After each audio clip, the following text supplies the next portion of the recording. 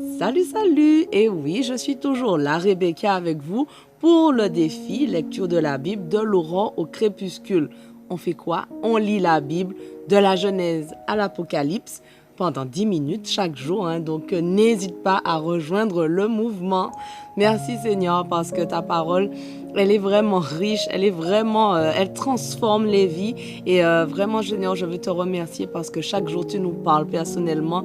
Merci parce que tu nous aides à comprendre le passage chaque jour. Au nom de Jésus, Amen. Alors on continue, donc Nombre 17, verset 15. Aaron retourna auprès de Moïse à l'entrée de la tente de la rencontre. Le fléau s'était arrêté.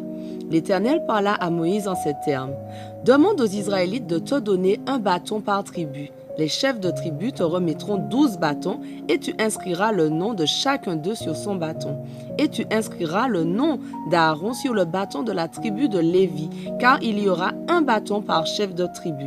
Puis tu déposeras ces bâtons dans la tente de la rencontre, devant le coffre de l'acte de l'alliance, à l'endroit où je vous rencontre. Le bâton de l'homme que je choisirai bourgeonnera. Ainsi, je mettrai fin pour ne plus les entendre à ces plaintes que les Israélites ne cessent d'élever contre vous. » Moïse transmit ces instructions aux Israélites et tous les chefs lui apportèrent un bâton, un par chef et par tribu, soit 12 bâtons en tout. Le bâton d'Aaron était au milieu des autres. Moïse les déposa devant l'Éternel dans la tente de l'acte de l'alliance. Le lendemain, il entra dans la tente et constata que le bâton d'Aaron qu'il avait déposé pour la tribu de Lévi avait produit des bourgeons et qu'il s'y trouvait des fleurs écloses et même des amandes déjà mûres. Moïse reprit tous les bâtons qui se trouvaient devant l'Éternel et les apporta aux Israélites. Ils constatèrent ce qui s'était passé et chacun des hommes reprit son bâton. L'Éternel dit à Moïse, « Remets le bâton d'Aaron devant le coffre de l'acte de l'alliance. On le conservera là comme un avertissement pour ceux qui voudraient se révolter. Ainsi, tu mettras fin à leurs plaintes qui ne cesseront de monter jusqu'à moi pour qu'ils ne soient pas frappés de mort. » Moïse obéit à l'ordre de l'Éternel. Puis les Israélites dirent à Moïse, « Voici, nous sommes perdus. Nous allons tous mourir, car quiconque s'approche du tabernacle de l'Éternel est frappé de mort. Faudra-t-il donc que nous expirions jusqu'au dernier? » Nombre 18. L'Éternel dit à Aaron, « Toi, tes descendants et les membres de ta tribu, vous serez responsables du sanctuaire et vous porterez les conséquences des fautes commises contre lui. De plus, toi et tes descendants, vous serez responsables des fautes commises à l'égard du sacerdoce. Associe-toi tes frères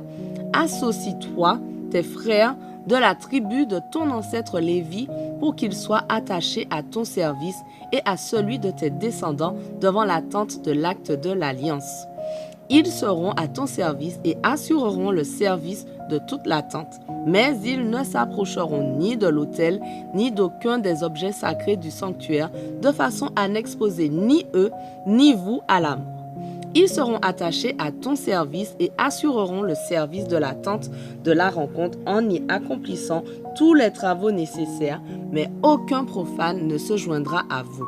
Vous aurez la responsabilité du sanctuaire et de l'autel, et ma colère ne se déchaînera plus contre les Israélites. Car moi-même, j'ai choisi vos frères, les Lévites, du milieu des Israélites pour vous les attribuer, car ils ont été donnés à l'Éternel pour accomplir les tâches relatives à la tente de la rencontre. Quant à toi et tes descendants, vous assumerez vos fonctions sacerdotales pour tout ce qui concerne l'autel et ce qui se trouve dans le lieu très saint derrière le voile. C'est là votre tâche. Je vous ai fait don de votre sacerdoce. Tout profane qui s'approchera comme vous sera puni de mort. » L'Éternel dit encore à Aaron, « Voici, je te confie moi-même la gérance de tout ce qui est prélevé pour moi sur toutes les choses saintes offertes par les Israélites. Je te le donne à toi et à tes fils comme la part qui vous revient. » C'est là une ordonnance en vigueur à perpétuité.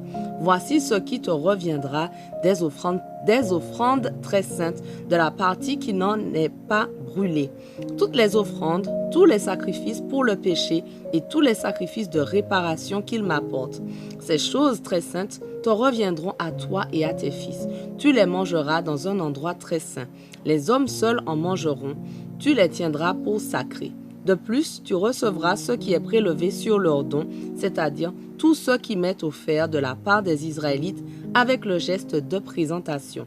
Tout cela, je te le donne à toi, à tes fils et à tes filles, en vertu d'une loi immuable. Tous ceux qui, dans ta famille, seront en état de pureté rituelle pourront en manger. Je te donne aussi les prémices de l'huile, du vin et du blé qu'ils m'offriront, ainsi que les premiers produits du sol qu'ils apporteront à l'Éternel. Tous ceux qui, dans ta famille, seront en état de pureté rituelle pourront en manger. Tout ce qui en Israël m'a été voué définitivement sera pour toi. Les premiers-nés que les Israélites m'offrent, qu'il s'agisse d'hommes ou d'animaux, te reviendront. Mais tu devras faire racheter tout garçon premier-né, ainsi que le premier-né des animaux rituellement impurs. Tu feras racheter les enfants à l'âge d'1 mois au prix que tu indiqueras, c'est-à-dire 5 cycles d'argent au cours du cycle utilisé au sanctuaire qui est de 20 guéras. Mais tu n'accepteras pas qu'on rachète les premiers-nés de la vache, de la brebis et de la chèvre. Ils sont sacrés. Tu répandras leur sang sur l'autel et tu en brûleras les parties grasses. C'est un sacrifice consumé par le feu dont l'odeur apaise l'Éternel. Leur viande te reviendra comme te reviennent la poitrine pour laquelle on fait le geste de présentation et le gigot droit. Toutes les choses saintes que les Israélites prélèvent pour l'Éternel sur les offrandes, je te les donne, à toi, à tes fils et à tes filles, en vertu d'une ordonnance immuable. C'est une alliance inviolable et immuable garantie par l'Éternel en ta faveur et en faveur de tes descendants. L'Éternel dit à Aaron, tu ne posséderas pas de patrimoine foncier dans leur pays et il ne te reviendra aucune part au milieu d'eux, car c'est moi qui suis ta part et ton patrimoine au milieu des Israélites. Aux Lévites, je donne comme possession toutes les dîmes qui seront perçues en Israël pour le service qu'ils assurent, celui qu'ils accomplissent dans la tente de la rencontre. Ainsi, les Israélites ne risqueront plus de commettre une faute qui entraînerait leur en s'approchant de la tente de la rencontre. Ce seront les Lévites qui assureront le service de la tente de la rencontre et qui porteront la responsabilité des fautes qui s'y commettraient. C'est une ordonnance en vigueur à perpétuité et de génération en génération. Ils n'auront pas de patrimoine foncier au milieu des Israélites, car je leur donne pour possession la dîme que les Israélites prélèveront pour l'Éternel. C'est pourquoi je leur ai dit qu'ils n'auront pas de patrimoine foncier parmi les Israélites.